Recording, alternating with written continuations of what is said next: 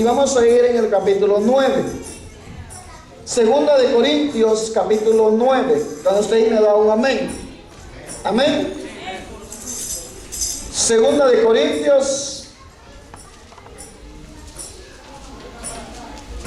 Amén.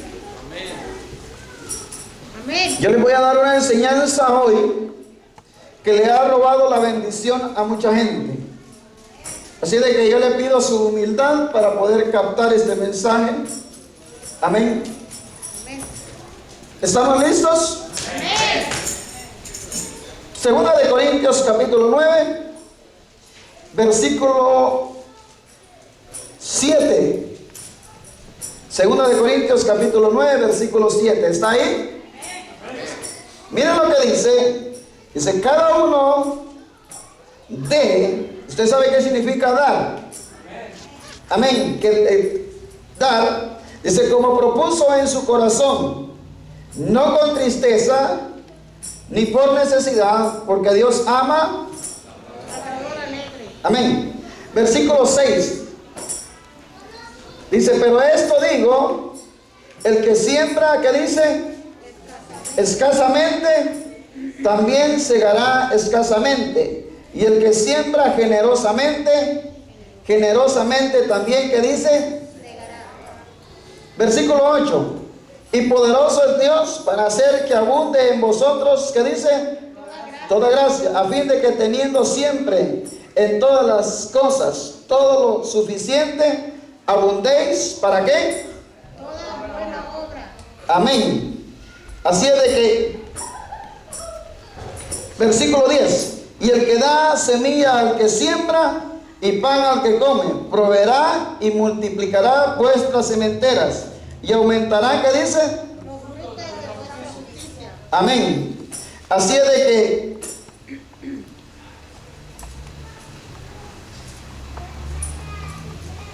puede tomar su lugar. Señor, en esta hora te pido que sea tu Santo Espíritu y no yo, que sea tu presencia y no la mía. Tu gracia, Señor, reflejada en mí. Te pido la unción para provocar los milagros, Padre Santo, y la gracia para hablar este mensaje, Señor. Gracias, Señor. Dele palmas al Señor Jesús. Tal vez alguno de ustedes se preguntará, ahora que venía tan contento, el pastor resulta con este mensaje. Yo quiero hablarles hoy acerca de algo que Dios pone en mi corazón en hablarles. Y usted sabe que Dios desea lo mejor para su iglesia, ¿verdad? Dios desea lo mejor para su pueblo. Y póngame atención a esto. Si hay algo que a Dios le molesta y le enoja, es ver a su pueblo por debajo de aquello que Él quiere para ellos. ¿Me entendió? Si hay algo que a Dios le molesta, es ver a su pueblo por debajo de aquello que Él quiere para ellos. En otras palabras, Dios nos tiene acá en la tierra para conquistar el mundo para Cristo. Entonces, si hay algo que a Dios le desagrada, es que su pueblo sea conquistado por el mundo. ¿Me estoy explicando acá? En otras palabras, le decía hace 8 que a los que hemos nacido de nuevo, Dios nos ha dado la capacidad de operar en lo sobrenatural y recuperar el 95% de nuestro cerebro para lograr aquello que para muchos es imposible. En otras palabras, la mente de José conquistando una nación para recuperar a su pueblo y sacarlo de la esclavitud y llevarlo a la conquista. En otras palabras, usted y yo somos conquistadores del reino de Dios. Amén. Me dice amén. Ustedes y yo no hemos nacido para depender del mundo. Usted y yo, antes que naciéramos, antes que viniéramos a este mundo, usted y yo estábamos destinados por Dios para conquistar toda nación. Me dice amén. En otras palabras, Dios no quiere que su pueblo esté viviendo bajo pobreza. Dios no quiere que su pueblo esté viviendo dependiendo del mundo, esperar que alguien lo bendiga, sino que Dios te quiere prosperar y te quiere dar semilla para que tú extiendas tu mano para bendecir a alguien más. Y con todo respeto, y tal vez incomode a algunos, si hay algo que Dios le desagrada es en esta nación, es que su pueblo, cuando Dios lo ha traído acá para edificar casas, para poner negocios, para conquistar esta nación, es ver a su pueblo poniendo su mano en los lugares para que le den comida de comer, para comer. ¿Me dice amén? Mire, le voy a decir esto, es una vergüenza que tú teniendo 20 años, 30 años, 40 años, y tengas la capacidad mental, física y espiritual para poder depender de Dios, y diciendo que Dios es poderoso, estés dependiendo del mundo. Estoy hablando para la gente que puede hacerlo y que tiene la capacidad. Usted sabe que su Dios es un Dios grande, poderoso, el conquistador, el Rey de reyes y Señor de señores, el que todo lo puede y para quien no hay nada imposible. ¿Me dice amén? Entonces, ¿por qué le digo esto? Basándome en el pueblo de Israel cuando estaba haciendo ladrillos para Egipto, y cuando ellos hacían ladrillos cobraban su salario, y a tal punto que ellos, tanto de hacer ladrillo, su mente se convirtió en la mente de un ladrillero y no la mente de aquel pueblo que Dios quería llevar a conquistar la tierra prometida. A tal punto que cuando Dios le dice vayan y ofrezcan sacrificio en el desierto, ellos se reniegan porque ellos ya se había su mente acoplado a algo que ellos habían practicado por mucho tiempo. En otras palabras, si tú practicas el depender del mundo, te vas a acostumbrar a solamente poner la mano para recibir, cuando tú puedes sacar adelante no solo a ti mismo, sino todos aquellos que te rodean, y ser una iglesia en la ciudad de Petaluma que haga la diferencia, que hemos venido para hacer luz, para hacer sal y para conquistar esta nación para Dios. ¿Me dice amén? Amén. Entonces no le digo que no pasemos por necesidades, pero hay que creer en un Dios que quiere que su pueblo sea un pueblo con mentalidad de conquista, con mentalidad de reino, con mentalidad de decir yo puedo, yo sé que lo sé, que mi Redentor vive y que Él me ha traído acá con un propósito. ¿Me dice amén? Ok, entonces, ¿en qué es donde el pueblo de Dios se estanca? Y yo le dije a usted que cuando la revelación de las Sagradas Escrituras no es progresada en nosotros, nuestra fe se queda en el ayer. Entonces, cuando esa revelación de la Escritura se paraliza, o sea, no es progresada, entonces nos estancamos en el conocimiento de Dios, y por no conocer las Sagradas Escrituras, el pueblo de Dios pereció en el pasado y está pereciendo en el presente. No se creen en los milagros, no se cree en la prosperidad material, y no se cree, en otras palabras, no se está creyendo en lo sobrenatural. Amén. Si empezando con 6 y con 5 hemos llegado a los miembros que tenemos hoy, con un sonido, que casi hemos invertido en sonido, casi $20,000 con proyección y todo eso. Hemos hecho eventos donde no se han cobrado. Hacemos comida ahí abajo de vez en cuando, no se cobra. Y cada vez que hacemos algo es para edificar el reino. Si hemos llegado acá, eso significa que podemos llegar más lejos todavía. ¿Me dice amén? Entonces, ¿dónde es donde el pueblo de Dios se estanca? Vamos a Malaquías. Malaquías, en el Antiguo Testamento, uno de los últimos libros. Si usted está pensando criticarme, espérese que termine el mensaje, para que su crítica sea completamente acepta. Cuando esté en Malaquías, usted me dice. Espero que lo encuentre, y no voy a decir que Malaquías ni siquiera está en la Biblia.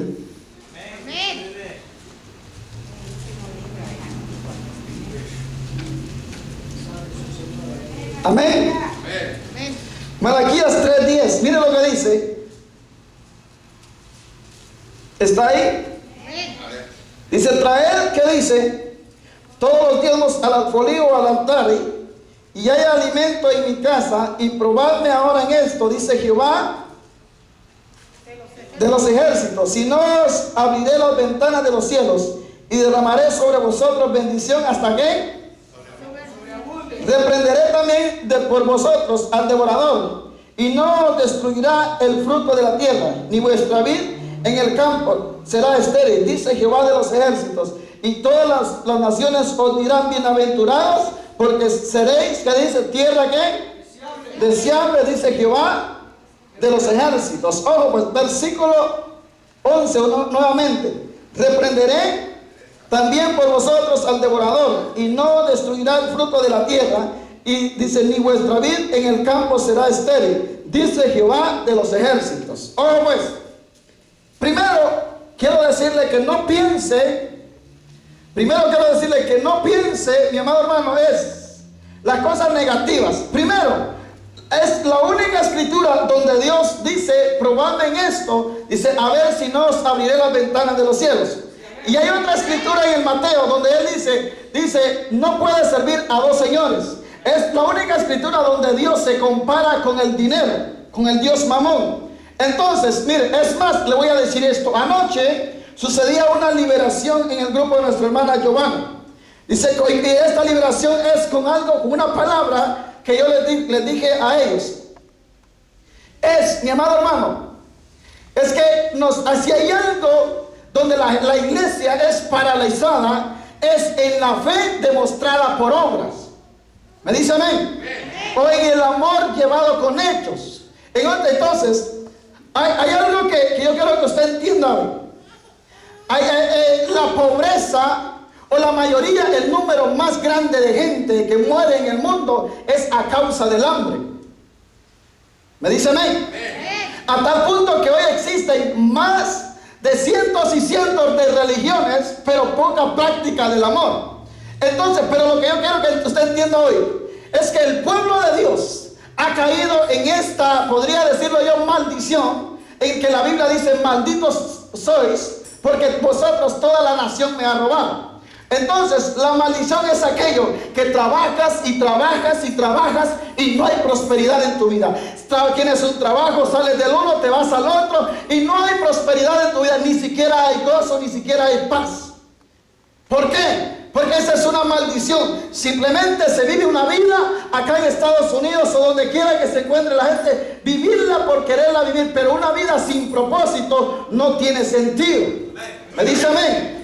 Entonces, cuando la vida se vive sin propósito, caemos. Le voy a decir esto. Cuando Dios dice, ahuyentaré de vosotros al devorador, pongámosle a ese devorador tarjeta de crédito. Toda gente en la iglesia todavía sirviéndole a Dios, metidos hasta aquí con tarjetas de crédito. Y una de las razones es porque nunca has diezmado, y si lo has hecho sin el conocimiento del valor que significa el diezmo. Amén. Es más, le voy a decir esto. Hay gente en la iglesia que está en la iglesia sirviéndole a Dios y sales de una tanda y te metes a la otra. Sales de esa tanda y te metes a la otra.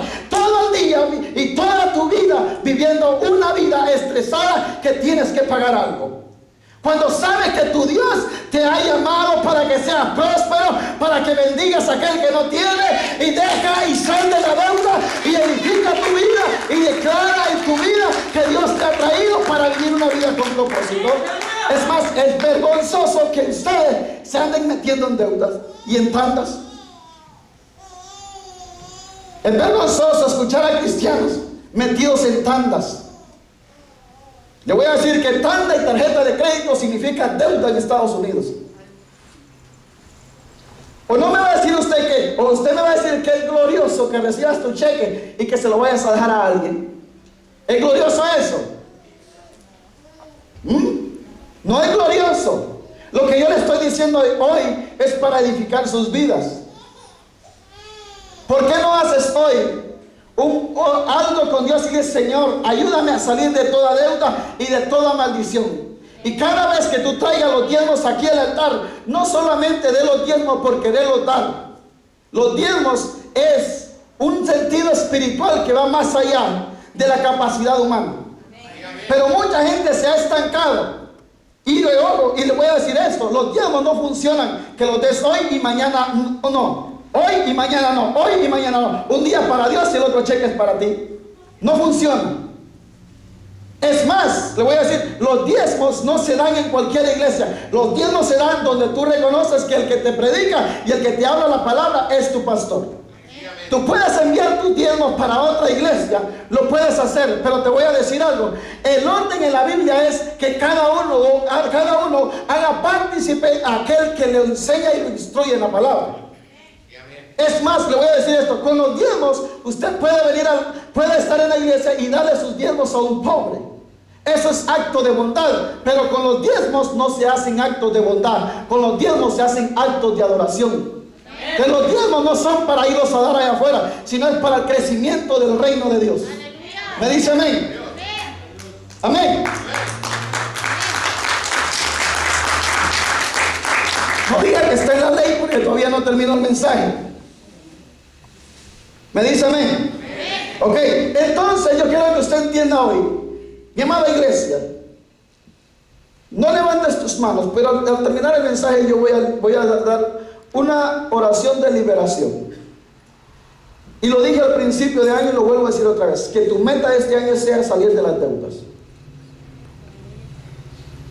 Que tu meta este año sea, mi amada iglesia, ser prosperado no solo en lo espiritual, sino en lo material. Porque cuando tu vida espiritual va más allá de la práctica, cometes un error. ¿Me dice amén? En otras palabras, no puedes decir que eres espiritual, creer en un Dios que prospera y que es el dueño del oro y de la plata, y estarlo adorando muriéndote de hambre porque te quedaste sin comer por pagar la tarjeta de crédito. Lo que se hartan y de lo que vive las dueñas de las tarjetas de crédito, el día de mañana te puede servir para que tus hijos puedan seguir en las escuelas. ¡Abra la mente! ¿Me dice amén? Es más, le voy a decir esto, y para esto es: si tú criticas el diezmo y por lo cual no le das, y averiguas qué se hace con el diezmo y por eso es que no diezmas, te voy a decir cuántas veces te has puesto a averiguar en qué casa vive Victoria's Secret. ¿En qué casa vive? Averiguas a dónde van a parar tus diezmos, pero no averiguas dónde malgastas tu dinero allá afuera. Es más, usted sabe en qué lugar vive el entrenador de los Yankees. Es más, el estadio de los Yankees, de los Gigantes, vale 1.6 billones de dólares. Y ustedes pagan cable y van a ver a alguno de ellos, pero para Dios no tienen. Y por eso se vive la vida que se vive, porque les das prioridad a lo de allá afuera y no a Dios. Y para quitarle eso, le voy a decir esto. Como veo que ya se enojó, no sé ni cómo entrarle.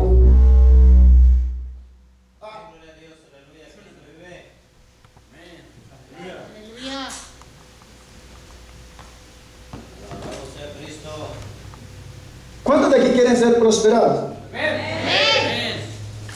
Ok.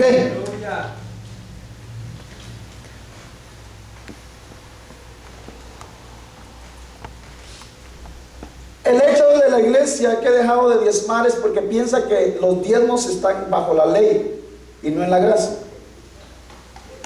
Usted sabe que hay uno de los mandamientos de la ley que dice: no robarás. Y eso significa que porque estamos bajo la gracia se puede robar. Pero si los diezmos le pertenecen a Dios y cuando no se los damos, se los robamos, eso significa que porque estamos bajo la gracia sí podemos quedarnos con ellos. Ok, le voy a decir esto y se lo voy a aclarar con la Biblia. Usted sabe a quién Dios le dio la promesa de darle un hijo y que su descendencia sería para siempre y que en él serían benditas todas las naciones. Abraham. ¿A quién? Abraham. A Abraham. Ojo pues, Abraham era hijo de Taré. Taré viene de la descendencia de Noé o de la descendencia de Adán. Ahí viene esa línea de la genealogía.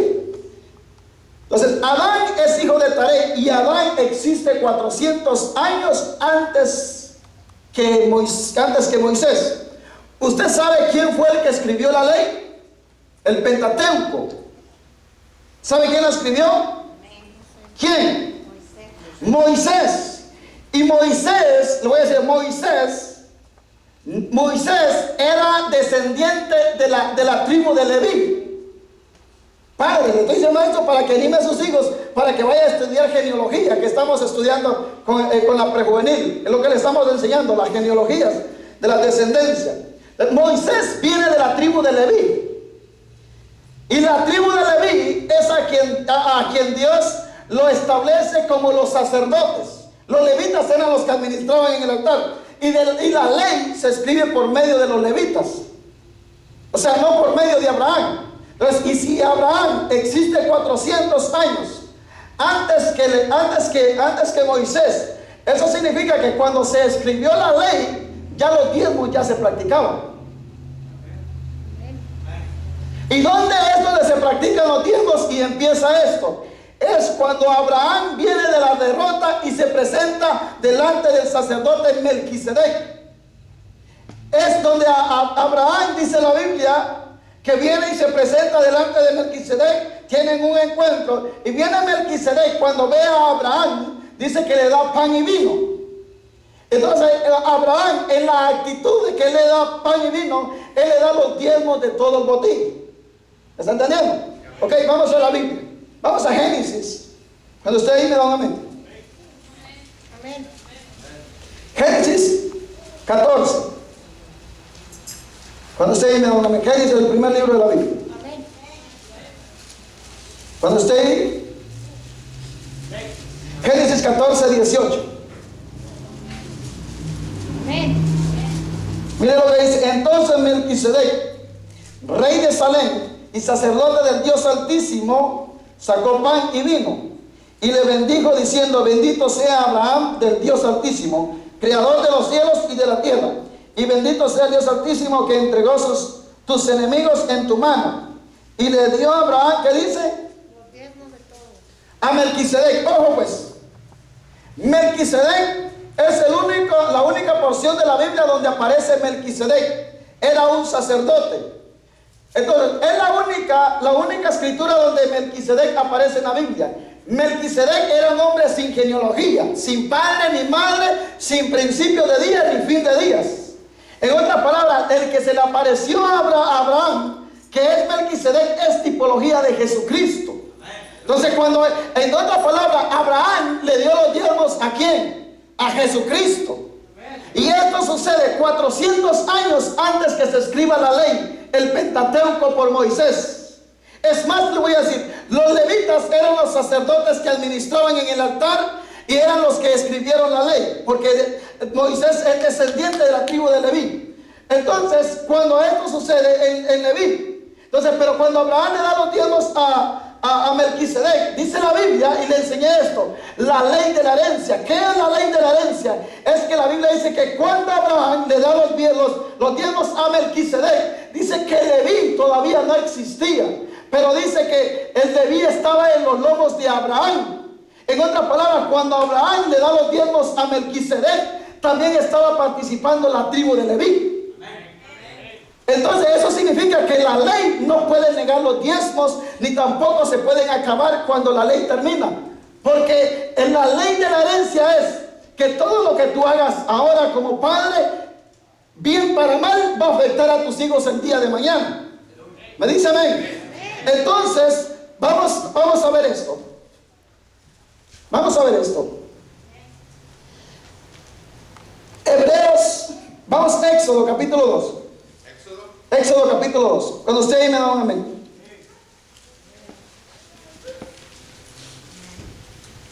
Para que no diga que le estoy metiendo gato por liebre. Éxodo capítulo 2. Versículo 1, del 1 al 3. ¿Está ahí? Dice: un varón de la familia de Leví fue y tomó por mujer a una hija de Leví, la que concibió y dio a luz un hijo, y viéndole que era hermoso, le tuvo escondido 3 meses, pero no pudiendo ocultarle más tiempo, tomó una arquilla de junco y la calafateó con asfalto y brea y la colocó en ella al niño y lo puso en un corrizal a la orilla del río. Usted sabe de quién estoy hablando acá. ¿De quién? Moisés. ¿De qué tribu desciende Moisés? De Leví. Ojo pues. de Leví. Ahora, usted sabe que en la genealogía, la genealogía de las 12 tribus de Israel, Leví está dentro de esas 12 tribus, uno de los hijos de Jacob. Pero, pues, usted sabe que el sacerdocio que ellos practicaban simplemente era por un tiempo. Pero dentro de esas 12 tribus de Israel, o dentro de los 12 hijos de Jacob, había uno que se llamaba Judá. Y dice que Judá, su trono no se terminará. O sea, su cetro será eternamente. Y cuando la Biblia dice que Jesús es el león de ¿qué? De la tribu de Judá. O sea, que Jesús viene entonces ahora de la tribu de Leví o de la tribu de Judá. De Judá. Veamos en Génesis 49. Quiero que lo aprendan. Génesis 49, 8.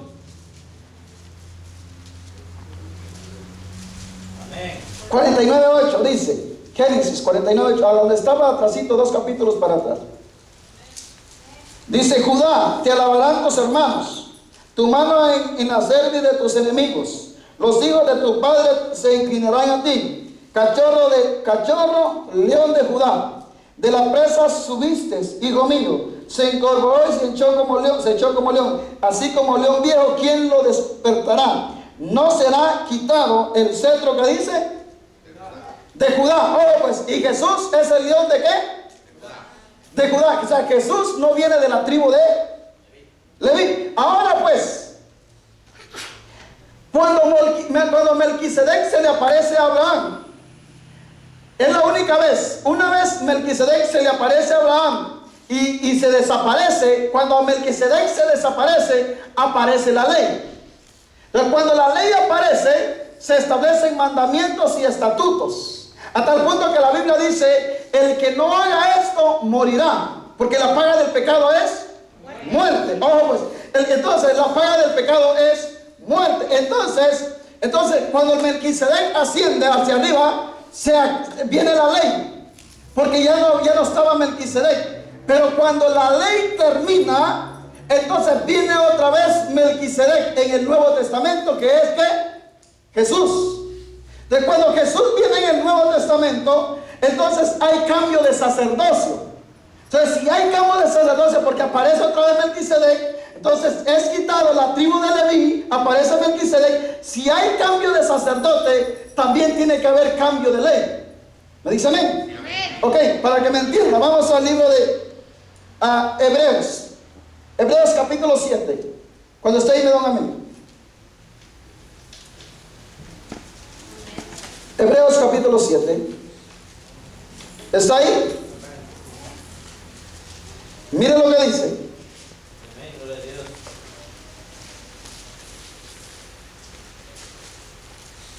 Versículo 1. Dice: porque este Melquisedec, rey de Salem, la palabra Salem es lo mismo que Shalem. O sea, rey de Shalem, sacerdote del Dios Altísimo, que salió a recibir a Abraham.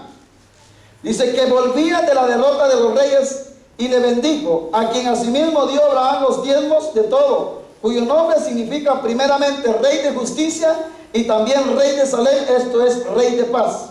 Sin padre, sin madre, sin genealogía, que ni tiene principio de día ni fin de vida, sino hecho semejante al Dios, semejante al Hijo de Dios. Permanece sacerdote ¿para quién?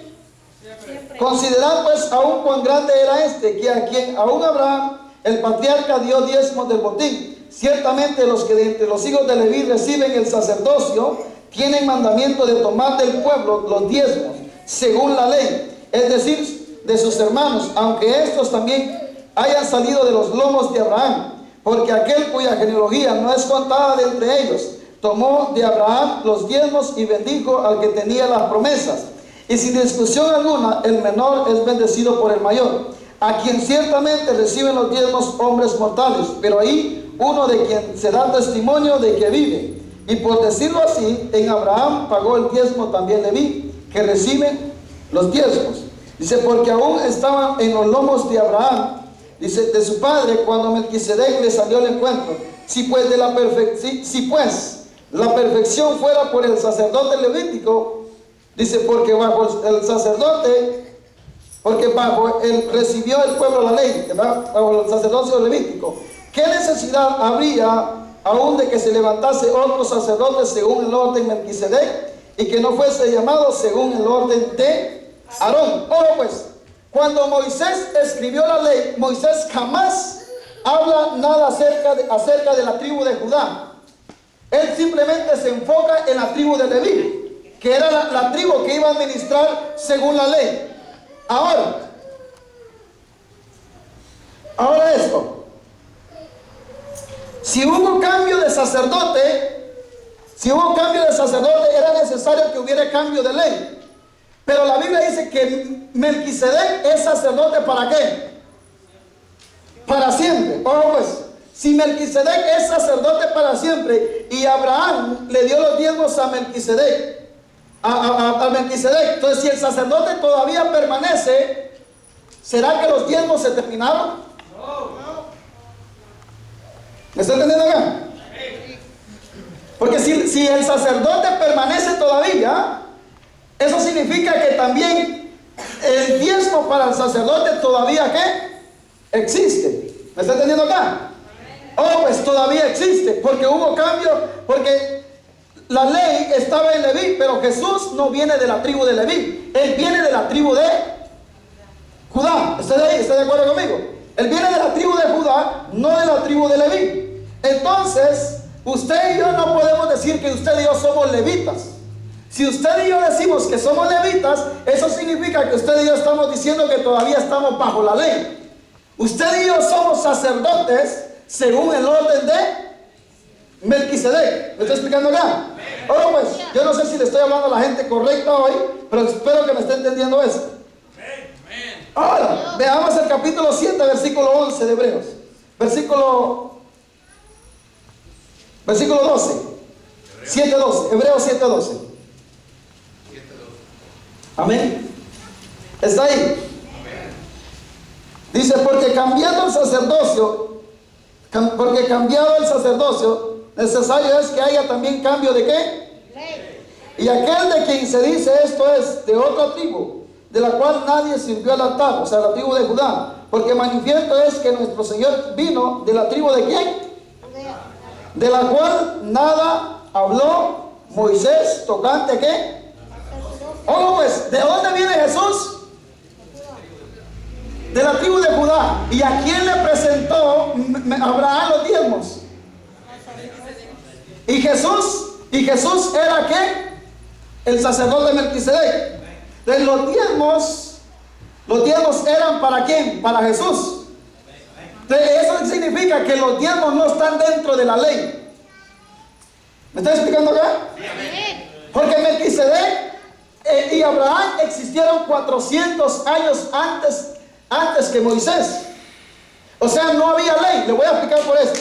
Bueno, usted puede decir, y lo ha dicho, Dios se equivoca o la Biblia está equivocada o se contradice. Dice usted, ¿por qué? Porque como Dios le da una ley a Moisés y luego quebranta la ley cuando la Biblia dice que Dios no es hombre ni hijo de hombre para que mienta. Oh, pues mire lo que sucede acá.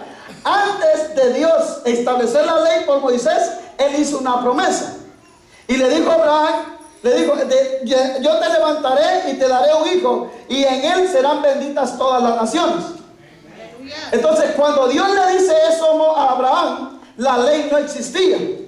Ojo pues, y la ley no puede quebrantar una promesa. Es más, le voy a decir esto. Si tú le dices a tu hijo, si sacas buenas calificaciones, el fin de año yo te compro una motocicleta. Y si a mediados de año se viene la economía abajo, yo no sé cómo le va a hacer usted, pero esa bicicleta se la tiene que comprar. Porque usted lo prometió. Aunque las leyes cambien. Yo no sé de dónde va a sacar esa bicicleta. Entonces, cuando Dios le da la promesa a Abraham, la ley no existía. Entonces, cuando viene la ley, por medio de Moisés, Dios no puede quebrantar la promesa. Entonces, esta es la promesa de que Dios le dijo a Abraham, bendito el que te bendijere y maldito aquel que te maldijere. Entonces, Él le dice, yo bendeciré a los que te bendicen y maldeciré a los que te maldicen. Esa fue la promesa. Entonces, el pueblo de Dios tiene esta promesa. Le voy a decir esto: ningún brujo, ninguna bruja y ningún hijo del diablo puede derramar maldición sobre ti. A los que te maldicen, Dios los maldice. Y a los que te bendicen, Dios los bendice. Que esto le entre en su mente y le entre en su espíritu al pueblo de Dios. Por más, al pueblo de Dios, por más, ojo pues, por más que vengan y pongan en el semáforo agua bendita, ruda, chilca y todo, reprenda a Jehová al diablo, porque eso jamás te puede hacer daño. Ojo pues, jamás el diablo te podrá hacer daño. Aquel que te maldice, la maldición cae sobre ellos. Aquel que te bendice, Dios lo bendecirá para que te bendiga más. Le voy a decir lo que me dijo Dios a mí. Por medio de una profeta me dijo Dios. Cuando yo le he contado a usted, cuando yo vi que Elías, cuando está pasando por el desierto, Dios envía cuervos para que le lleven comida a Elías. ¿Se recuerda eso? Entonces pues yo le dije al Señor: Señor, no entiendo esto. ¿Por qué envías cuervos y por qué no envías a tu Santo Espíritu? ¿Por qué un cuervo? Si el cuervo es representación de ave de rapiña, o lo que representa el mundo allá en su maldad. ¿Por qué envías cuervos y por qué no tu Santo Espíritu, que es una paloma? Y él me dijo esto: porque esto es, todo aquel que un día te criticó, yo un día lo usaré para bendecirte. ¿No entendió? Todo aquel que un día se burló de ti, todo aquel que un día dijo: oh, mira, parece un loco, un mentecato, que diga lo que diga, sigue confiando en Dios, porque esos mismos un día te van a venir a pedir oración y te van a decir: pon la mano sobre mí, porque yo sé que Dios usa todo aquel que es justo en la sangre de Jesús. ¿Me dice amén? Ok, pues por eso es que usted no puede dejar que lo critiquen. Es más, le voy a decir esto. Mire cómo es el diablo. Y esto métalo en su mente y en su espíritu. Cuando usted estaba allá afuera, era un borracho, era un drogadicto, se endeudaba. ¿Quién fue y le dio un consejo que no lo hiciera? ¿Sabe qué hacía la gente? Se burlaba. Te decían que no servías para nada. Y cuando los necesitaste, nadie se apareció. ¿Sabe por qué? Porque cuando tú trabajas para el diablo y cuando tú inviertes en el mundo, el diablo está contento. Pero el día que veniste y diste tu primera ofrenda y tu primer diezmo, el diablo se enojó. Y le voy a decir esto: Jesús, cuando volcó las mesas en el templo, ¿sabe por qué?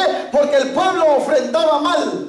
El pueblo iba a la iglesia y se vendía y hacía esto, como muchas iglesias hoy convierten el templo del Señor en una institución que es solamente para sacar provecho y no para bendecir el reino de Dios. Pero es que esa vez Jesús se enojó. ¿Saben por qué? Porque cuando usted ofrenda mal y cuando usted diezma mal, Jesús se enoja.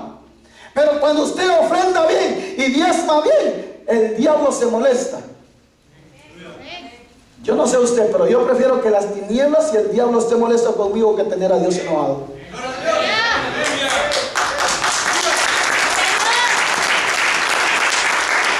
¿Y sabe qué le dicen a los cristianos y a los pastores hoy?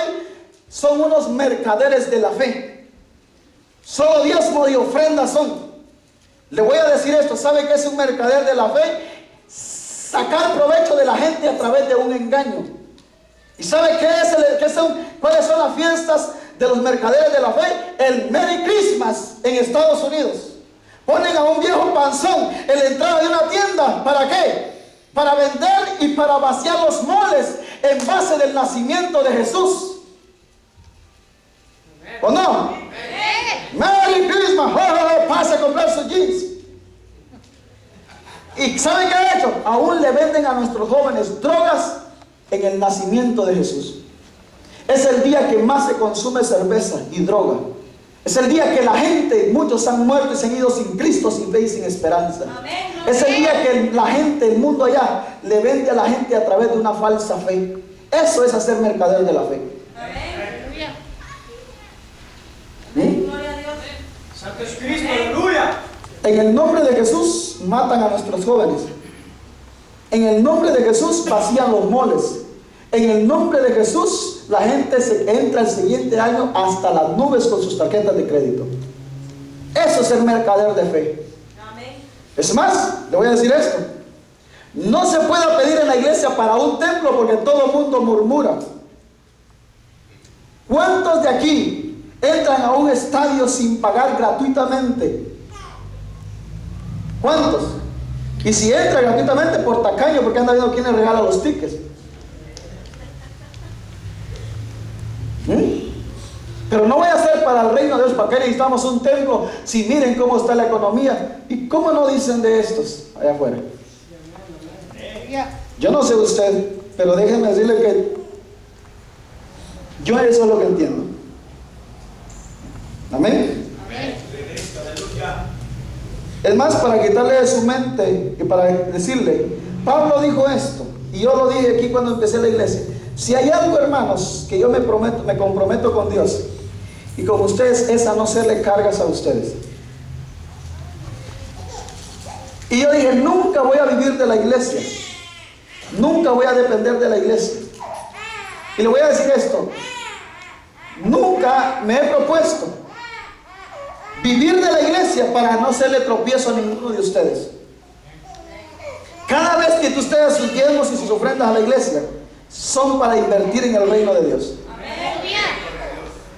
Nunca he dependido de ustedes para no causarles tropiezo. ¿Me dice amén? Vamos al libro de Romanos capítulo 4. Yo sé que el calor está fuerte. Ya vamos a terminar. Romanos capítulo 4. ¿Está ahí? Capítulo 4, versículo 13.